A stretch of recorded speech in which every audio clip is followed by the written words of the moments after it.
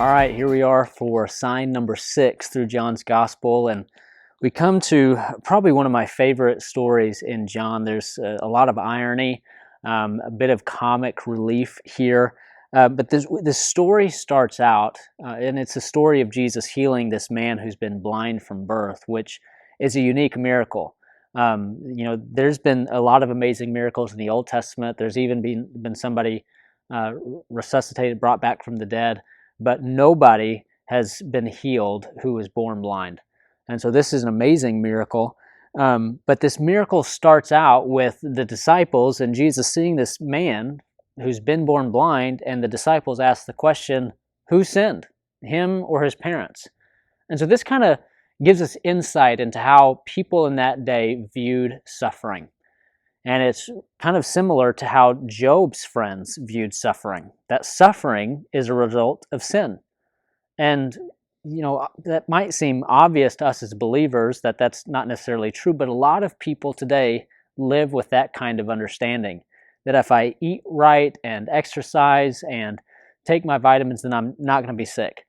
If I work hard and show up on time, I'm going to be successful at my job.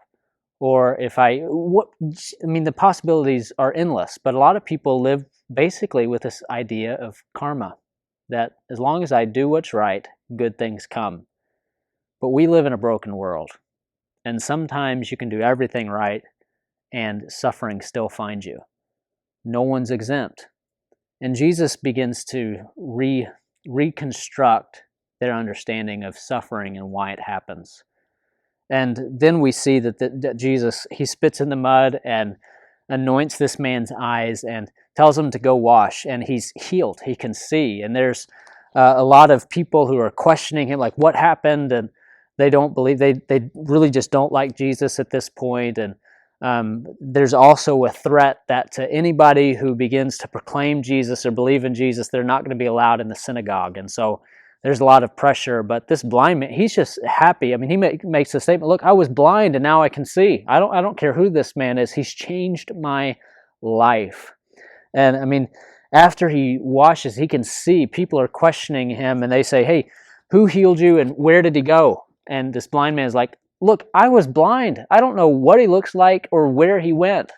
I mean, he's just blind and struggling, and the religious leaders, they start questioning him and, asking him all these questions. And the blind man eventually responds like, man, you guys must want to be his disciples too if you have these interest in him. And that just makes them even more mad. But what the irony is that this blind man who's been blind from birth begins to see more than everyone else. He's the one who truly sees. And it's this story that really influenced the title for this study through John's Gospel. This believe to see. That it's not that a lot of people think if I could just see it, if I could just understand it, then I'll believe. But John teaches that really you've got to start to believe, and then you will begin to see and understand. And really there's a lot of different factors that go into people not believing. There's suffering that keeps people from believing. There's a threat to comfort. We see this blind man's parents, they kind of just don't even want the responsibility because they don't want to be kicked out of the synagogue. So they struggle to believe because there's threats and it could disrupt their comfort. And then the religious leaders, they're so caught up in their tradition that they can't believe. And this is important for us as believers to understand.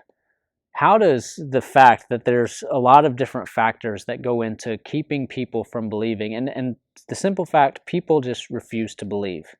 So how should that change the way we approach unbelievers? How does that enhance our love for them? How does that change the way we evangelize or share the gospel with people? These are some things I want you to consider tonight as you read through this story, and it's a fun one. I hope you enjoy tonight's lesson and tonight's passage, and we'll see you next time for our last study in John. Thanks.